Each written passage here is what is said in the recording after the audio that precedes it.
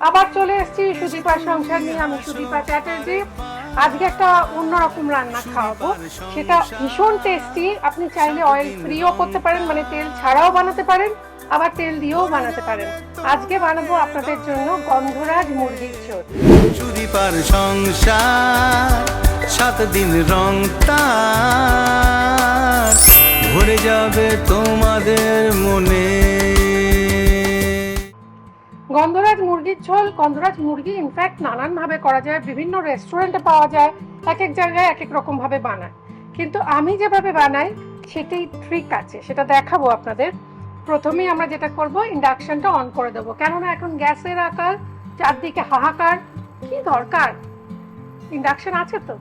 Induction on করে এটা যখন হাত দিয়ে দেখতে পাবেন হিটটা অনেকটা হয়ে গেছে, কয়েকটা ছোট এলাচ, একটা, দুটো, তিনটে ছোট এলাচ দিয়ে দিলাম ফোড়নে, শুকনো শুকনো তাওয়ায়।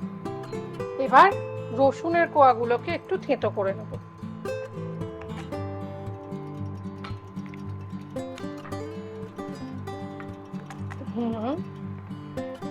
আমার কাছে রয়েছে 300 গ্রাম মতো মাংস, 300 350, বাস 3টে বড় কোয়া হলেই যথেষ্ট। এইবার দেব সাদা তেল। এইটা আপনারা নাও দিতে পারেন, আমি একটু দিচ্ছি, একটা সুন্দর দেখতে হবে বলে 1 চামচ তেল, 1 চামচ যে কোনো রিফাইন্ড অয়েল। সর্ষের তেলে করলে কি হয়, সাদা রংটা একটু নষ্ট হয়ে যায়। বাস, আর চিকেন থেকে নিজস্ব তেল বেরোবে, দই থেকে তেল বেরোবে, তাতেই রান্না হয়ে যাবে।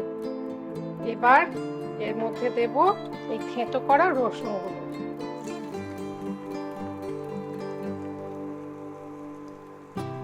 দিয়ে হালকা নাড়াচাড়া করে, আপনি যখন গ্যাসে রান্না করবেন মানে আঁচটা বন্ধ করে দেবেন, নইলে রসুনটা পুড়ে গিয়ে একটা কালচে কালচে দাগ হবে।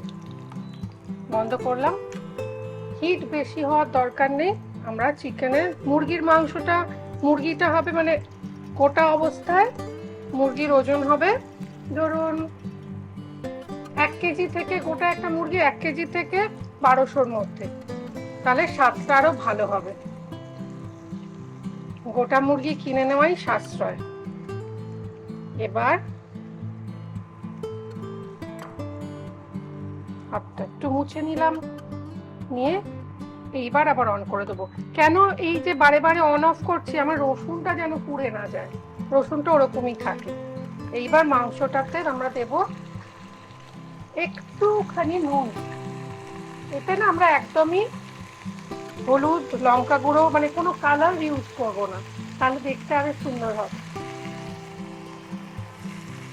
কি হয়, চিকেনটা একদম গলে যায় তো, এটা প্রেসার কুকারেও বানানো যায়, তাই আমরা যাতে চিকেন না গলে, চিকেনটা একটু ভাজা ভাজা করে নেব।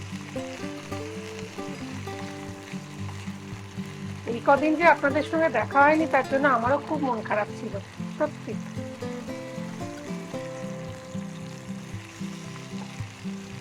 ওহো, ভালো গন্ধ বেরিয়েছে। রসুনে ভাজা মুরগির দেখবেন আলাদা একটা গন্ধ বেরোয়। এবার এর মধ্যে আমি দেব এই রসুনেরই রস। রসুনটা বেশ বেটে নিয়েছি, নিয়ে ছাঁকনিতে ছেঁকে রস বার করা আছে। রসুনের রস, এটা অসুস্থ কেউ বাড়িতে থাকলে তার অপূর্ব লাগে, পাউরুটি দিয়ে খেতেও দারুণ লাগে। 3টে মতো পেঁয়াজের রস, 3 কোয়া রসুন, 3টে মতো পেঁয়াজের রস হয়ে গেল। এইবার একটু স্বাদ মতো নুনটা দেব। আমি না বারে বারে দিই, নইলে নুন বেশি কম হয়ে যায় আমার। হ্যাঁ, আর নুনটা দেওয়ার কায়দাটা হচ্ছে পুরোটা যাতে কভার করে, তাহলে দেখবেন কোনোদিনও নুন বেশি কম হবে না। এটা আমায় শিখিয়েছিলেন বিরাট বড় একজন শেফ, সঞ্জীব কাপুর।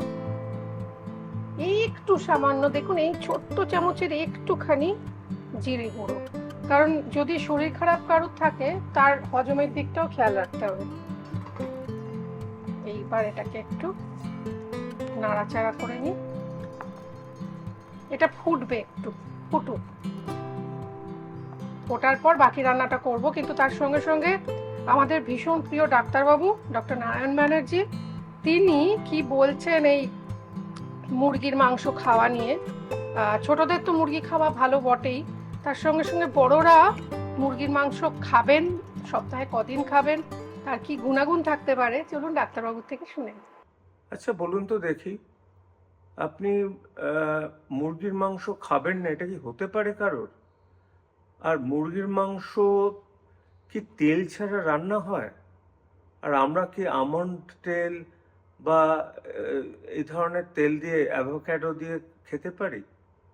ব্যাপারটা হচ্ছে মুরগির মাংস কতটা উপকারী সেটা নির্ভর করছে কি তেল আপনি ইউজ করছেন আর কিভাবে রান্না করছেন। মুরগির মাংস এমনি উপকারী, তার মধ্যে যদি তেলের পরিমাণ খুব কম থাকে, ধরুন 1 চামচ 1 টিস্পুন ফুল, টেবিল স্পুন ফুল না, কিন্তু তা দিয়ে যদি রান্না করেন তাহলে কিন্তু অ্যাকচুয়ালি তেল হেল্প করে। কারণ এই ভিটামিন এ, ডি এগুলো যে তেলে থাকে সেটা মুরগির মাংসের ভেতর ঢোকে আর খুব একটা ক্যালোরি বাড়ায় না বা হার্ট অ্যাটাকের আশঙ্কা বাড়ায় না। কিন্তু আপনি যদি এটা স্যাচুরেটেড কোনো তেল দিয়ে ইউজ করেন, যে তেলগুলো জমে যায়, বা পাম অয়েল বা বনস্পতি যেগুলো খারাপ, সেগুলো দিয়ে যদি ইউজ করেন এবং প্রচুর বেশি পরিমাণে তেল দেন, তাহলেই কিন্তু ক্যালোরি বেড়ে যাবে, হার্ট অ্যাটাকের সম্ভাবনা বাড়বে। সুতরাং কোন তেলে রান্না করলেন, কত টেম্পারেচারে রান্না করলেন সেটা ইম্পর্টেন্ট। আদারওয়াইজ অল্প তেলে মুরগির মাংস রান্না কিন্তু অলওয়েজ উপকারী। Thank you doctor Banerjee, thank you so much. আপনারই লেখা বই পড়ছি, ভালো থাকার প্রেসক্রিপশন পর্ব 1, সেখানে একটা পাতায় দেখছি লেখা রয়েছে ডায়াবেটিক রোগীরা কি আম খেতে পারেন। সেখানে উনি লিখছেন কখনোই ব্রেকফাস্ট বা লাঞ্চ বা ডিনারের সঙ্গে আম খাবেন না, কারণ কোনো ভারী খাবারের সাথে আম খেলে শরীরে ক্যালোরি ও কার্বোহাইড্রেটের ইনটেক বা গ্রহণের পরিমাণ অনেকটাই বেড়ে যায়। ব্রেকফাস্ট আর লাঞ্চের মাঝের সময় বা লাঞ্চ আর ডিনারের মাঝে কোনো একটা সময় কয়েক টুকরো আম খেতেই পারেন, অর্থাৎ তখন শুধুমাত্র আমই খাবেন, সঙ্গে অন্য কোনো খাবার নয়। যাদের কন্ট্রোল ডায়াবেটিস, যারা পরিমিত পরিমাণ অর্থাৎ 40 গ্রাম ওজনের মধ্যে আম খেতেই পারেন। আমের খাদ্যগুণ বা পুষ্টির দিকে তাকালে দেখা যাবে আমে রয়েছে শরীরের জন্য উপকারী প্রচুর পরিমাণ বিভিন্ন ধরনের মিনারেলস। খুশি? আচ্ছা, এই বই দুটো পর্ব 1 পর্ব 2 ভালো থাকার প্রেসক্রিপশন আপনারা অ্যামাজন, ফ্লিপকার্ট বিভিন্ন জায়গায় পেয়ে যাবেন। আচ্ছা, এইবার মাংসটা দেখুন হাফ ডান হয়েছে, পুরোটা সেদ্ধ হয়নি। ঢাকনাটা এইবার এর মধ্যে দেব একটু কাঁচা লঙ্কা বাটা।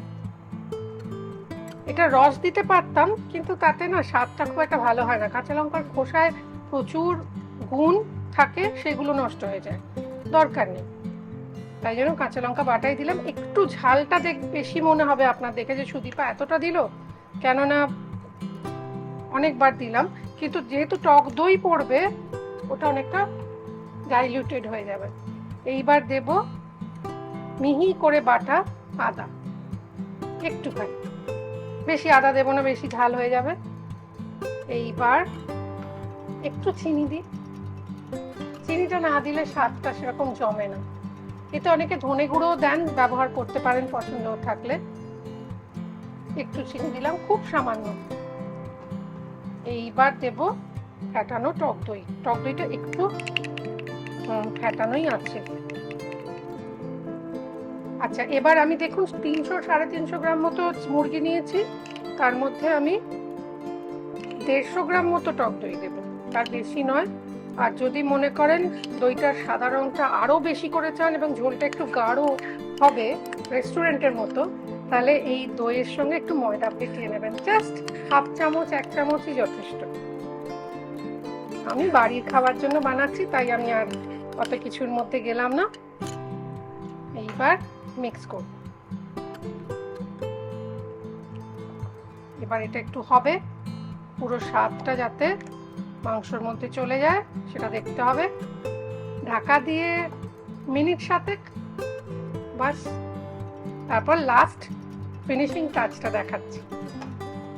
তার আগে আপনাদের একটা কথা বলি, সেটা হচ্ছে আমার দোকান সুদীপা চ্যাটার্জি স্টোরে এখন যারা দেখছেন মানে 15ই মার্চ থেকে 15ই এপ্রিল অবধি চলছে 60% আপ টু 60% অবধি ডিসকাউন্ট। এই শাড়িটা ডিসকাউন্টেই কেনা, হ্যাঁ আমাকে কিনতে হয়, আমাকে এমনি এমনি দেয় না। তো সেই রকম কিছু পেতে হলে চলে যান 15 নম্বর বন্ডেল রোড, মানে বালিগঞ্জ বাড়ির একদম কাছে, পাঠভবন হাই স্কুলের উল্টো দিকে সুদীপা চ্যাটার্জি। দারুণ গন্ধ বেরিয়েছে। আচ্ছা আপনাদের দেখাই, এই দেখুন আহা, চিকেন থেকেও ঝোল বেরিয়েছে।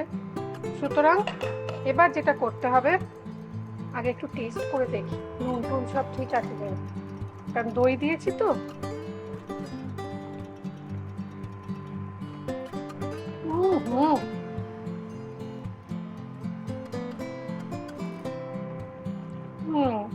পারফেক্টো।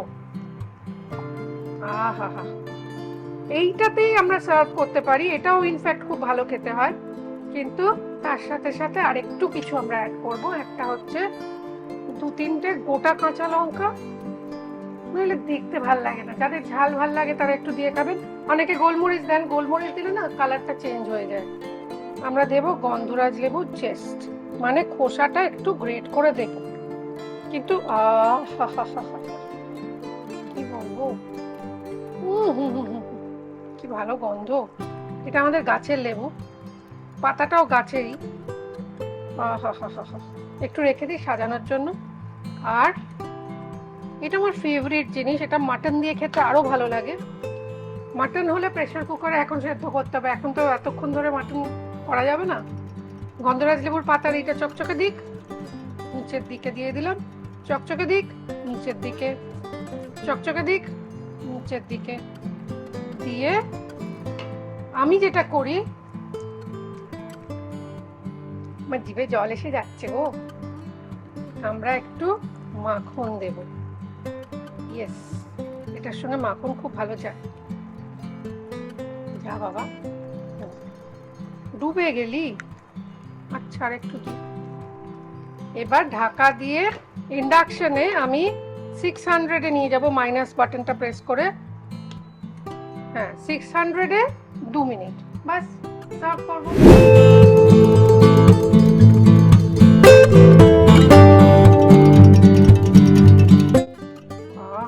প্রথমটা দেখাই, পুরো রেজালা মনে হচ্ছে।